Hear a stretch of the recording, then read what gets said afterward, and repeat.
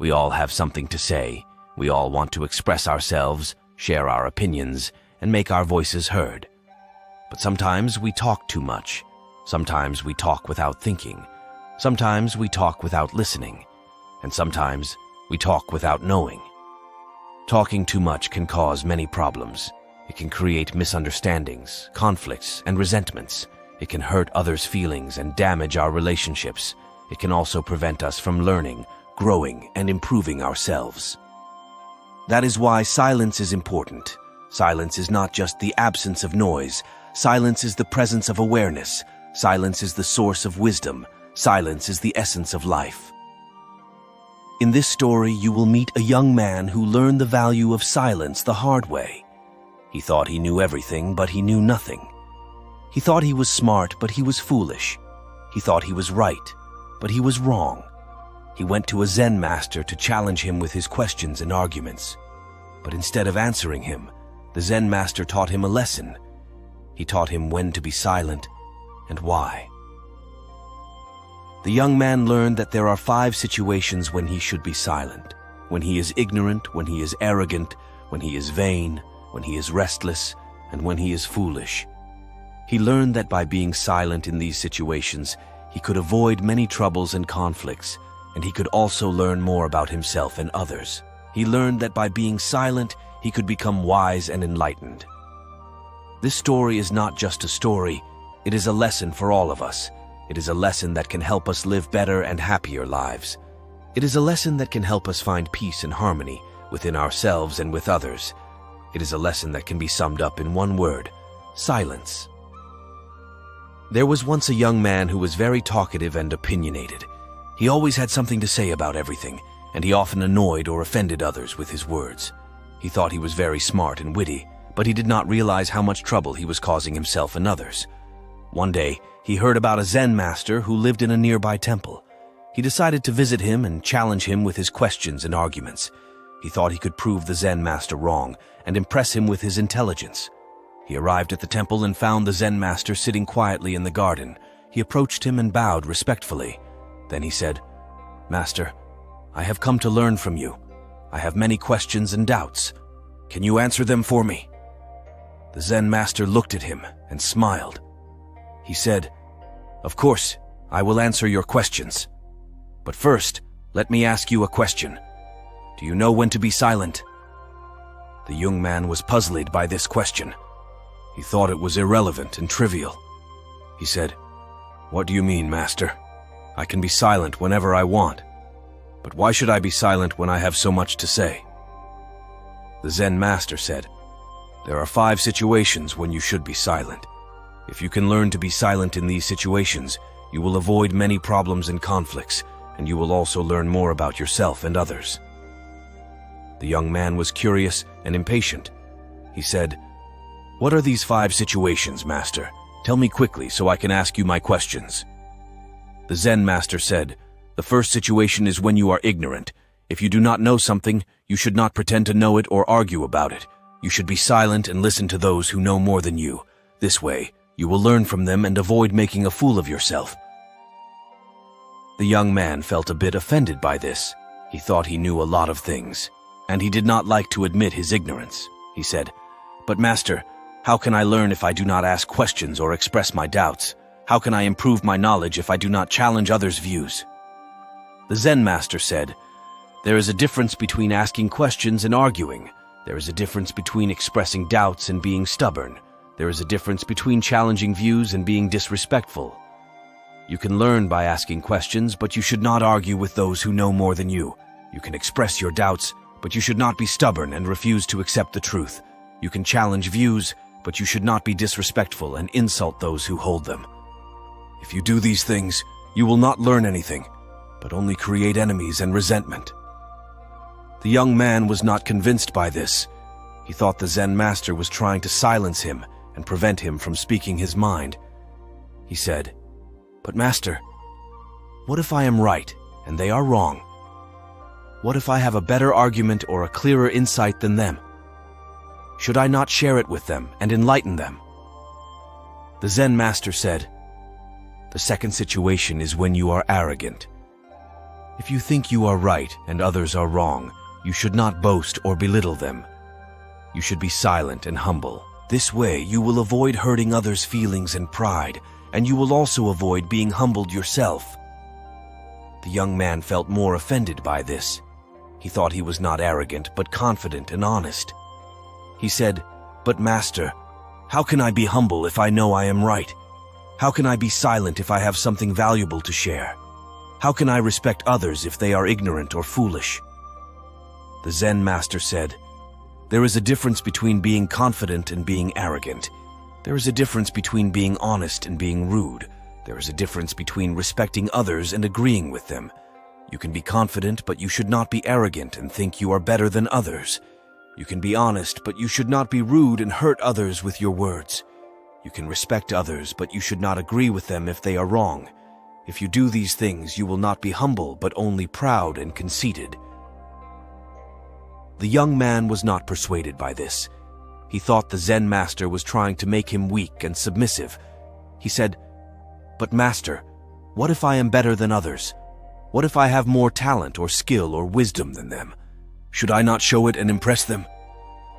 The Zen master said, "The third situation is when you are vain. If you think you are better than others, you should not show off or compete with them.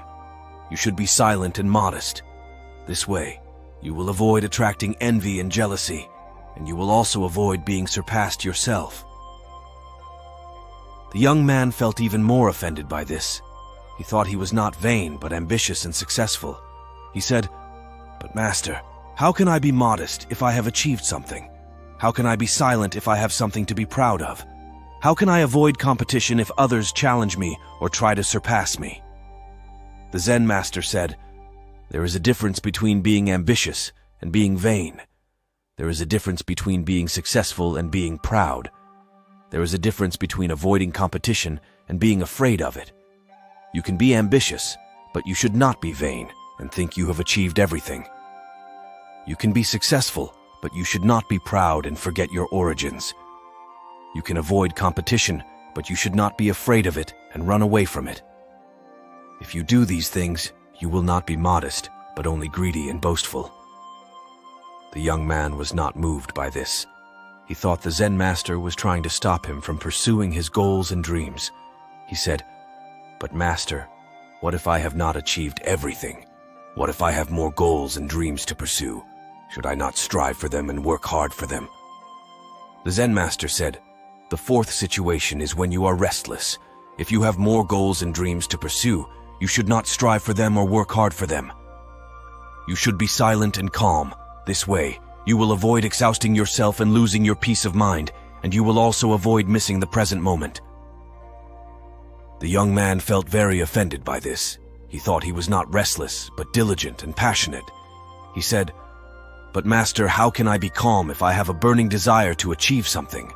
How can I be silent if I have a strong passion to express something? How can I enjoy the present moment if I have a vision for the future?" The Zen master said, "There is a difference between being diligent and being restless. There is a difference between being passionate and being obsessed. There is a difference between having a vision and being attached. You can be diligent, but you should not be restless and always seek more.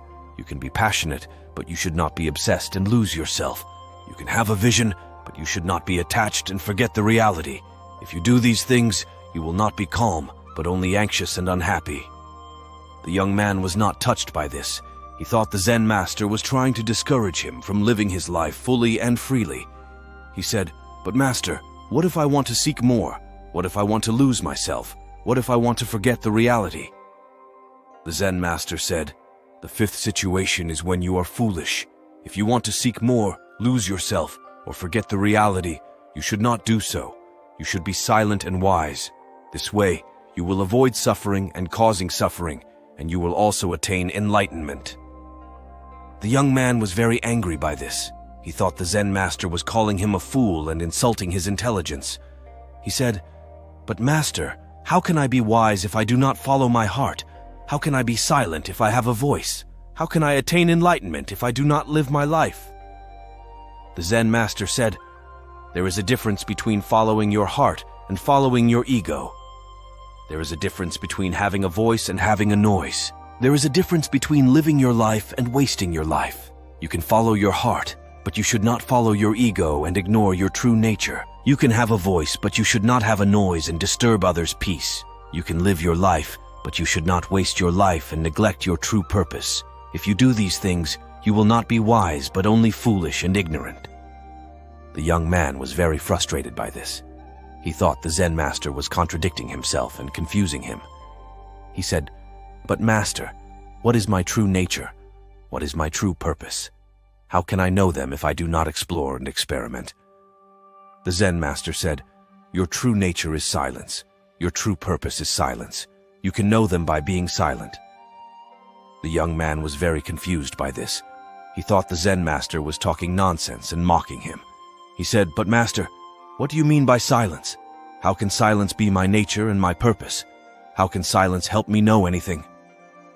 The Zen master said, "Silence is not the absence of sound.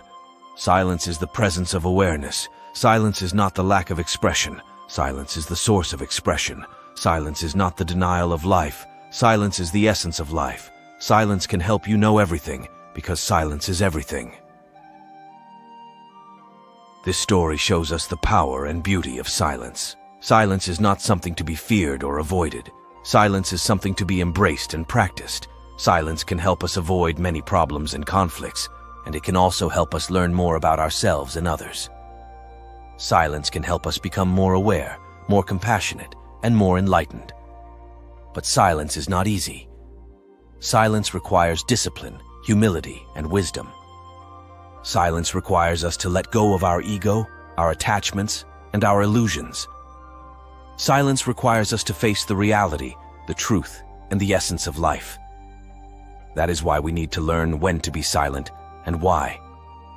We need to learn from the Zen master, who taught the young man the 5 situations when he should be silent, when he is ignorant, when he is arrogant, when he is vain, when he is restless, and when he is foolish. We all face these situations in our daily lives.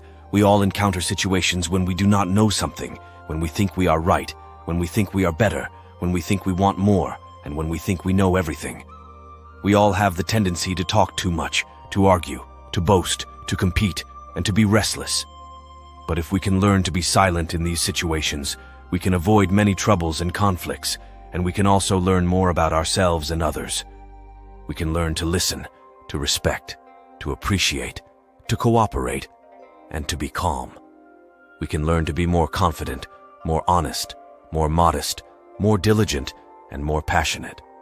We can learn to follow our heart, to have a voice and to live our life.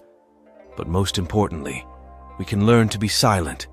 We can learn to be aware, to be compassionate, and to be enlightened. We can learn to be one with silence and one with everything. This is the lesson of the story. This is the lesson of silence. This is the lesson of life.